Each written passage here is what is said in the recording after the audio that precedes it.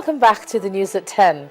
Now, when you talk about a filthy environment, the last place that may come to your mind is a hospital. But the story you're about to see is emanating from the Lagos University Teaching Hospital, Luth, Idiaraba. Although a few facilities are springing up, the level of decay in the hospital is shocking. Our health correspondent, Yomi Otaigbe, reports. I'm here in one of the sanitary facilities at the Lagos University Teaching Hospital. This is a toilet, and here is a bathroom in one of the surgical wards. These pictures speak for themselves.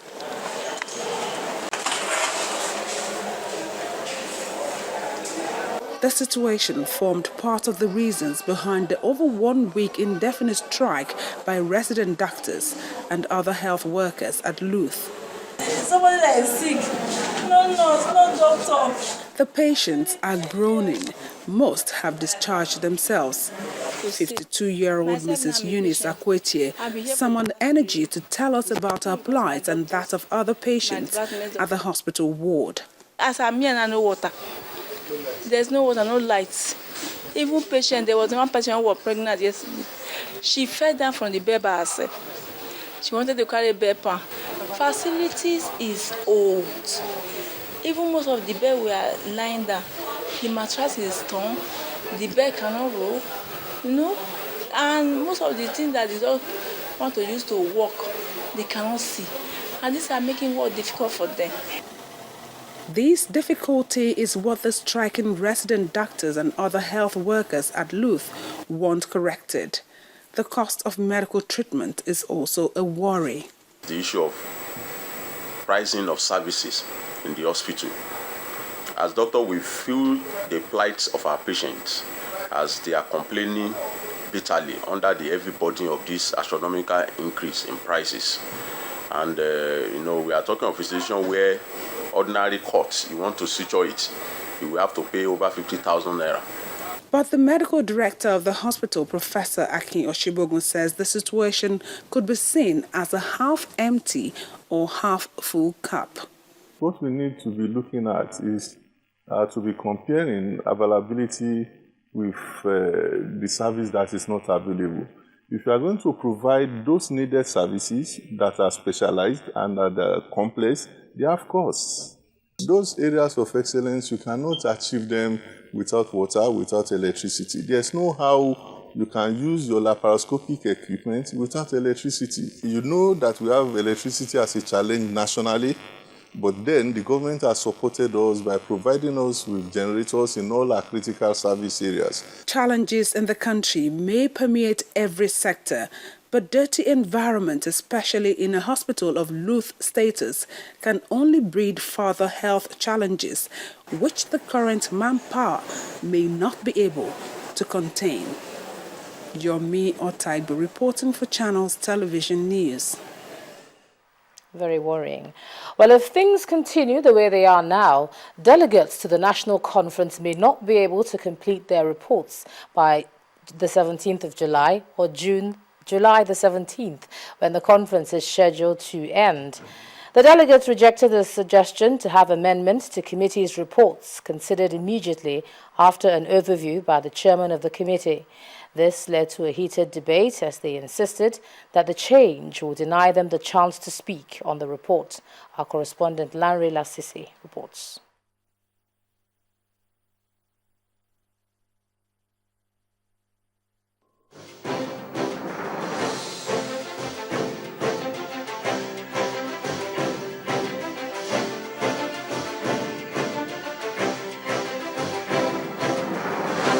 Now, Tuesday's plenary at the National Conference began on a heated note.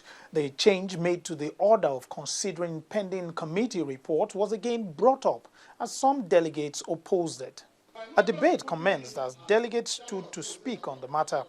In order to have a balance between saving time and doing justice to committee reports, conference should allow each zone to nominate 5 members representing various platforms from within it to speak on each report before recommendations are voted upon. The question is that when is the turn of resource control?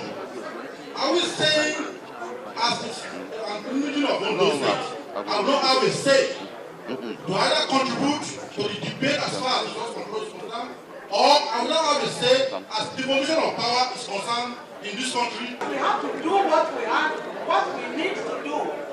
There are salient issues that we must discuss on the floor. We cannot sweep it under the floor. We have to work hard on it. We can make sacrifice and work for 2 weeks without pay. Thank you. The debate was one the chairman found difficult to understand. At this age, the age I am now, you feel that I can still tell lies. To come and tell the whole body full to people lies. For what? Why should the high table be interested in telling lies? Suppose it's done, you say it's not done. Suppose you want, you say you don't want it. The decision was taken that we reduce this thing. You took the decision. Now, this morning, it appears you don't want it. If you want to go back, everybody will stand the paper, we'll continue to call them. If we took only 10 committees and the time is up, government said we should fold up, we fold up, we return the rest. But then you won't blame the table. Yeah, wait. Give him microphone. No, sir, don't let people start shouting. Don't give him room. Don't shout. Cool down. Eventually, the chairman had to take a decision. So after listening to all that has been said this morning, it's my ruling that we go back to the old procedure and we shall continue. The conference then moved on to commence consideration of the report of the Committee on Agriculture and Water Resources. Let there be an ombudsman. Any corrupt money recovered in Nigeria, let it go to agriculture. Whoever has 2 houses in Abuja, let's tax him 30% of value of his house. Let's put it to agriculture. Much of our problem is inconsistency in government policy. If we are consistent in policy that we make, these things will not arise. Corruption is the key. Let us make laws in this country that those who are corrupt will kill them. I think what we just need to do is to emphasize the need for local governments to support the outgrower scheme, or they should introduce outgrower scheme. Because what the youth need is the inputs. They need land, access to land, they need access to fertilizer, among other things. And then they also need access to the right market, to the right value for their hard work. Now, over 100 delegates were to speak on the report, which meant most of the day was spent on this. Now, the conference is now faced with the challenge of maximizing the 5 weeks left for the conference. Otherwise, it may not complete its assignment. Lanre Lasese, Channels Television News.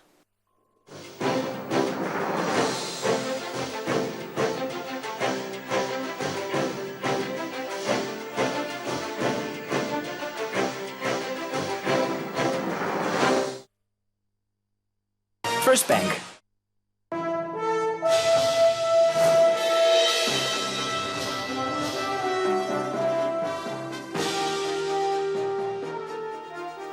Hello everyone, welcome to Business News Now. Nigeria is gradually taking its place in the League of World Economies. This is coming as the International Institute of Finance is working closely with Nigerian banking system. At an informal meeting with the central bank and some operators of the industry, the IIF requested plans and priorities of Nigerian banks in order to grant them support. However, the CBN Deputy Governor on Economic Policy, Mrs. Sarah Alade, has asked for the IIF's collaboration in the area of banking activities on the real sector. We want to hear from all of you. It's a roundtable informal discussion on the plans and priorities of Nigerian banks. I think it's important for us in the IIF, myself and my colleagues, to understand and better comprehend your priorities and plans for the future, your current strategies for growth, for business development, the development of market best practices, responding to the regulatory proposals that are coming down on you from Basel and from the central bank and from other regulatory bodies. The financial sector is growing. care must be taken to ensure that the sector contributes to the real sector of the economy. Studies have shown that while a strong financial sector is critical to a country's early and intermediate stages of development, once the financial sector becomes too large and it is not properly linked to the real sector of the economy, it can slow growth and increase financial volatility.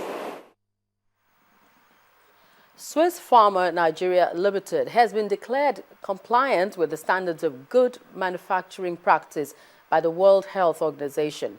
This development makes it the first pharmaceutical company in Nigeria and in the West African sub-region. The chairman and chief executive officer of the company, Mr. Colin Cummings, announced this today in Lagos at the launch of 5 newly manufactured products. Our correspondent, Kelvin Obetin, reports. It's double celebration for Swiss Pharmaceutical Limited. First, the company is introducing 5 new over-the-counter products: Suprafit, Stavlan, Guafencin, Supra-C, and Supra-Kit. They are born out of the company's determination to constantly provide healthcare products that will fit the needs and well-being of Nigerians. We need to supplement in order to be able to be healthy and improve the wellness of the individual. And that's why we have decided to bring a Supra family, a combination of 3 different products that will meet the needs of individuals, whether you are a child or whether you are an adult. Perhaps the biggest feat being celebrated by Swiss Pharma is its recognition as WHO-certified standard manufacturer, seen as a historic milestone for the company. Nigeria needs the products, or West Africa needs the products, and to bring them from either Europe or India, why not get a local company or local companies to manufacture them? And this is where we hope that we'll have the advantage. It calls for a lot of detailed auditing by the inspection unit of the World Health Organization and by other similar verification bodies. But if SWIFA can do it, why not others? The essence of this is to make sure that the area in which drugs are manufactured is of World Health Organization standard, which is a B+ for Nigeria. I think it's a double joy because it tells us that we can now get hold of our good health and we don't have to go only for imported goods. We can get it manufactured locally, which means that it'll be at the right price, at the right time, at the right place. So I'll say congratulations to SWIFA. Apart from the advantageous position it has placed Nigeria, the achievement is expected to open new opportunities for the company and guarantee greater demand for its products within and outside the country. Kelvin Obetin, Channels Television News. The benchmark index tumbled today, shedding off the gains recorded on Tuesday at the stock market. Temple Ashaju brings figure details of trading at the local booths.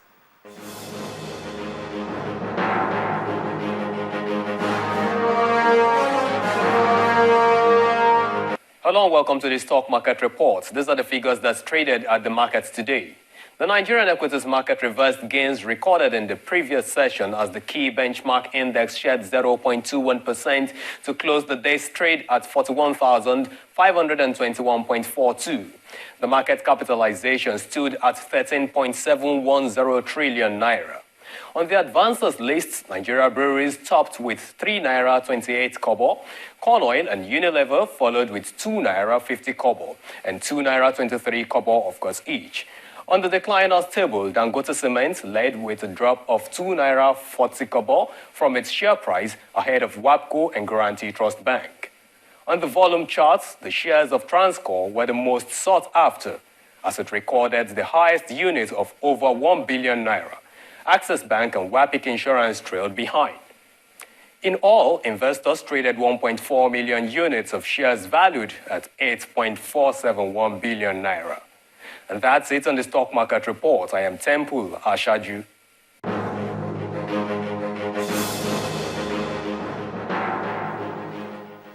Thank you, Temple. And that's it on Business News Tonight. It's back to you, Joma, for the rest of the news at 10.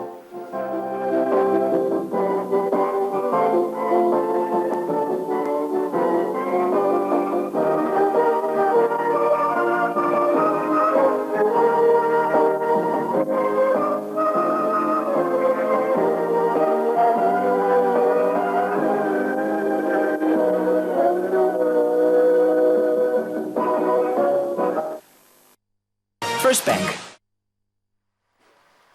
Still ahead on the news at 10, despite protests in Brazil, host city Belo Horizonte promises party atmosphere for fans attending the 2014 FIFA World Cup. Well, that's on sports. Please stay with us.